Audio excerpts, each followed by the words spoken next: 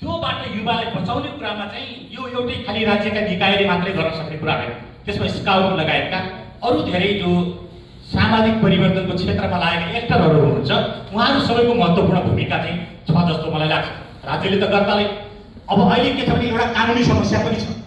त्यो तपाईँले एकचोटि त्यो हिप्पीका संसारभरिका मान्छेहरू चरस खान गाँजा खान यत्रा यत्रा लामा कपाल बेली ब्याडमिन्टन पाइप लगाएर तपाईँको चाहिँ के अरे त्यो एउटा काल छ हिप्पीका, जो बेलाबाट इन्डियन फिल्म पनि बनेको छ जसमा त्यो हरे राम हरे कृष्ण भन्ने गीत तपाईँले सुन्नुभएको थियो। त्यो हिप्पी काललाई ध्यानमा राखेर हामीलाई 38 सालको एउटा पुरानो काल छ सङ्घीय काल।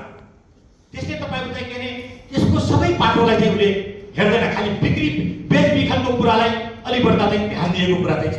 त्यसैले हाम्रो सङ्घीय कानुन पनि परिवर्तन गर्नुपर्ने र प्रदेशका कानुनहरू पनि तदअनुरूप चाहिँ केही ल्याउनु पर्ने मैले देखिरहेको चाहिँ छु। मैले यो कुरो संसदमा पनि बोलेको छु कि हाम्रो ध्यान किनभने अहिले हाम्रो चाहिँ के छ भने मेन्टालिटी के छ भने हामी विकास भन्यो खालि त्यो देख्ने छुने कुरालाई मात्रै विकास मान्छौँ। प्रदेशका गौरवका योजना भन्यो बाटो घाटो पुल पुलिसका, अनि गाउँमा पनि गयो भने उहाँले पनि के भन्नुहुन्छ भने कलबाट भन्नुहुन्छ, पुल भन्नुहुन्छ, मन्दिर भन्नुहुन्छ, गेट भन्नुहुन्छ। तपाईँको अहिले पनि मका म्यासेज आइरहेको छ, अधिकांश मन्दिरका म्यासेज छ योजना हालिदिनु पर्यो भनेर आउने। हामीले मान्छेको विकासको लागि चाहिँ अलिक कम प्राथमिकतामा परिरहेको चाहिँ छ।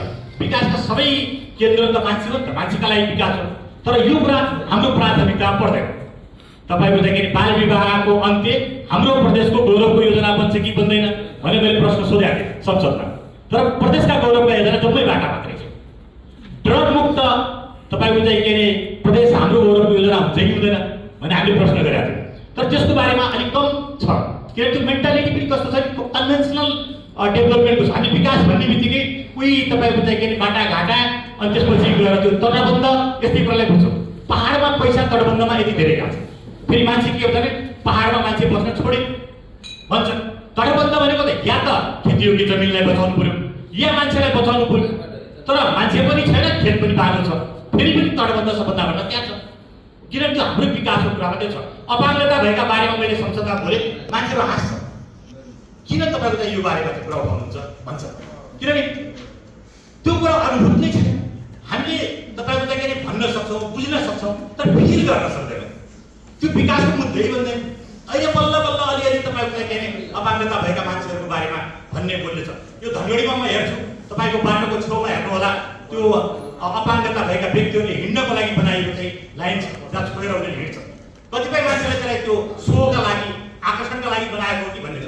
त्यसको अन्त्यको ठाउँमा पनि केही चिन्हहरू छ, ती भत्किएका चाहिँ छ। त्यो मेन्टालिटीबाट त्यो ध्यानबाट हामीले विकासलाई कम बुझ्छौँ। हाम्रो बुझाइ प्रशासनिक संयन्त्र पनि त्यस्तै त्यस्तै खालको पुरानो परम्परागत शैलीको छ र हामी राजनीतिक क्षेत्रबाट आएका मान्छेहरूलाई पनि यो पनि विकासको मुद्दा हो है भन्ने कुरामा अलिक कम चाहिँ छ। त्यसैले मेरो दुईटा अनुरोध छ, तपाईँहरूले पनि हामी पनि एक हप्तापछि अघि हामी अनौपचारिक रूपमा डिआइजी साहबसँग पनि कुरा गर्नेछौँ। एक हप्तापछि हामी कैलाली र कञ्चनपुरका मुख्य सुरक्षा अङ्ग, प्रशासनिक क्षेत्र र सम्बन्धित मन्त्रालयका मन्त्री सचिवलाई बोलाएर यो दुर्व्यसनीको बारेमा यो पटकको बजेट नीति कार्यक्रममा अलिक प्रभावकारी रूपमा राख्नलाई कुरा गरिरहेका छौँ। अर्को समस्या के छ भने अहिले देखिएको मानसिक समस्या अर्को महत्त्वपूर्ण समस्या छ। युवाहरू कतिपयलाई मेडिकेसनको अवस्थामै लानुपर्ने स्थिति छ, कतिपयलाई छ तर बाहिर तपाईँको चाहिँ त्यसलाई बुझ्न सकिएको अवस्था चाहिँ छैन। किन भयो भने अहिले समाज बदलियो, हामी मोबाइलमा हेरिरहेका चाहिँ छौँ, मोबाइलले दिमाग अर्कै बनाइरहेको चाहिँ छ र त्यो कुरा कहिलेकाहीँ हाम्रो मनले नियन्त्रण गर्न सकिरहेको चाहिँ छैन। एउटा उदाहरण दिन्छु म तपाईँलाई। मेरो सासूआमा मेरो घरमा आउनुभयो, अनि घरमा आएपछि उहाँले टिकटक हेर्दै हुनुहुन्थ्यो, अनि उहाँलाई सोध्नुभयो त्यहाँ मेरो यहाँ खालि यो छोरा बुहारीले को चाहिँ बुढाकानी झगडा भएको, सासूले बुहारीलाई दुःख दिएको यस्तै यस्तै मात्र किन आउँछन् जैसा भन्नुभयो। उहाँले 4-5 पटक त्यही हेर्नुभयो, अनि त्यो त अल्गोरिदम त उहाँलाई म कसरी बुझाउँ, मैले उहाँको मन चिन्यो त्यो मोबाइलले। अनि उहाँले त्यो हेर्दै जाँदाखेरि छोराले दुःख दिएको, बुहारीले दिएको, अन्तिममा उनी पनि के हुन सक्छन् भने मनको बिरामी हुन्छ। मनको बिरामी बाहिर देख्न गाह्रो हुन्छ।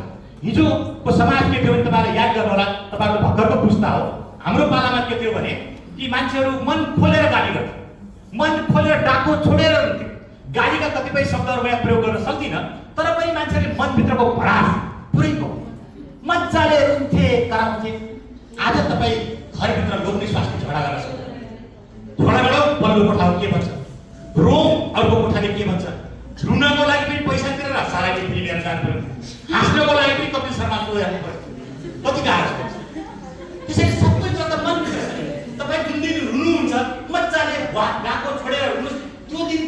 निसङ्गा र आनन्दित शरीरको मन पुरै दिन्छ मैले अनुभव गरेको कुरा हो हैन। त्यसैले कुरा गरे त्यो गुम्सिरहेको छ मान्छेको मनमा। अनि यहाँ अल्गोरिदमले के गरिदिन्छ, तपाईको जति कहिले पिछोड भएका, कहिले प्रेममा परेका, बुहारीले दुःख दिएका, सासूले दुःख दिएका, पढ्न नपाएका, बाउले प्रेसर दिएका, त्यो अल्गोरिदमले मन बिगारिरहेछ। हामी त्यसैमा रमाइरहेछौँ, अन्तमा मनको बिरामी हुन्छौँ र सुसाइडसम्म हुन्छ। त्यसैले यस्ता साना साना इस्युहरू चाहिँ छन्। मान्छे हामी ठुला कुरा गर्नु चुकेको एयरपोर्टको कुरा, रोडको योजना, बाटाका कुरा हैन, जहाजका कुरा, के हुन्थ्यो हामीले सुन्दै नसक्ने, जिन्दगीमा कहिले प्लेन छुन नसक्ने मान्छेलाई एयरपोर्टको कुरा गरेर के गर्नुहुन्छ? उसको छेउकै बुहारी चाहिँ सुसाइड गर्न भनेर हुन्छ। चाहिएको त उसलाई साइको सोसल काउन्सिलिङ हुन्छ नि। यो कुरा कतिपय पोलिटिसियनले पनि बुझ्दैन, कतिपय ब्युरोक्रेट्सले पनि बुझ्दैन, तर तपाईँ युवाहरूले बुझ्नुहुन्छ। त्यसैले स्काउटले के गर्छ भने मेरो अनुरोध दुईटा काम चाहिँ गरौँ। एउटा तपाईँको जाँदाखेरि यो दुर्व्यसनीमा युवा अत्यन्तै समस्या परेको छ, अर्को यो मनोसामाजिक समस्यामा, मानसिक समस्यामा चाहिँ युवाहरू चाहिँ छन्। त्यो दुईटा कुरामा चाहिँ हामी हातेमालो गरौँ। बरु त्यहाँ के गर्नुपर्छ, संसदमा बोल्ने कुरामा चिन्ता नगर्नुहोला, म संसदमा बोल्छु, कानुन बनाउने कुरामा हामी बोल्छौँ। तर फेरि परिवर्तन भन्ने कुरा चाहिँ के हुँदो रहेछ भने त्यो बहुत गाह्रो चिज हुँदो रहेछ। एउटै एक्टरले सक्दैन। तपाईँलाई एउटा उदाहरण दिन्छु।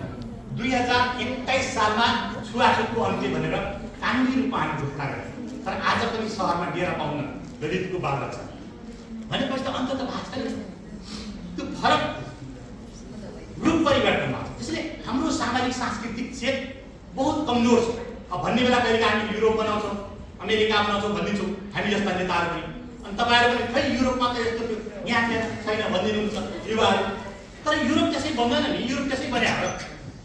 गुलरियामा पक्की गर्छ 2 तले, छेउमा 5 फिटको छाउमा सर्पले टोकेर महिना पर्छ, ऊ आफ्नो पक्की घर छोडेर त्यहाँ जान्छ। हाम्रो सामाजिक सांस्कृतिक चेत त्यो छ। हामी युरोप बनायौँ।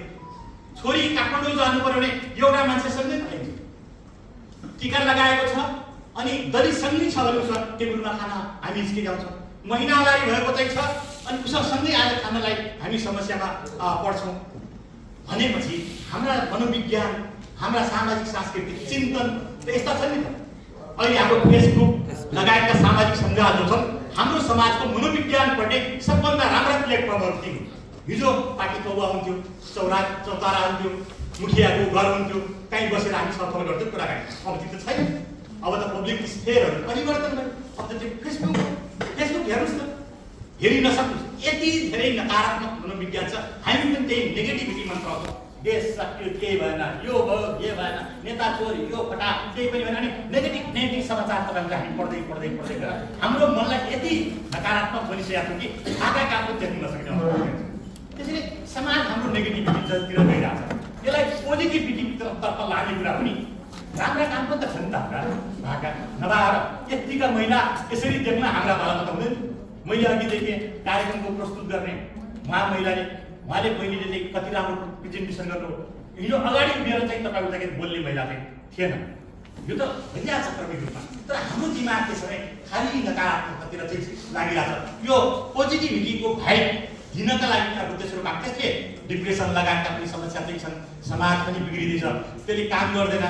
अनि युरोप गयो भन्छ यहाँ भात खाएको थाल दुँदैन, अस्ट्रेलियामा 18 घन्टा काम गर्छ ब्युटी गर्न, यहाँ भात खाएको थाल दुँदैन। अनि के भन्छ देश भन्दैन भन्छ, भात खाएको थाल दुँदैन। मेरै घरको कुरा गर्छ, मेरो मामाको छोरो अस्ट्रेलिया छ, यहाँ तपाईँको चाहिँ चप्पलको मुनि फर्म लगाएर काम गर्छ। अनि आराम गर्नुपर्ने नै वासरुम जान्छु दाइ भन्दै गर्छ। किन भनेको त कमोड हुन्छ, त्यहाँ बस्न पाइन्छ, दिशा गर्ने ठाउँ बस्न पाइन्छ। अब यहाँ खाएको थाल दुँदैन। अनि त्यो मोटरसाइकल बुलेटवाला कि केवाला किनेर हिँडेको थिएँ। मैले लग्गी बुलेट आधा घन्टा लगाइदिएँ भने माने 18 घन्टा त्यहाँ कटिन सक्छ, यहाँ चाहिँ खाएको थाहा हुन्न। अरू के भन्छन्, देश पनि भन्दैन, केही पनि भन्दैन, सबै सक्यो खतम हो भन्छ। त्यसैले 3 काम चाहिँ तपाईँले स्काउटले गरिदिनु। एउटा ड्रग एब्युजको बारेमा, त्यसमा हामी पनि हातेमालो गर्छौँ।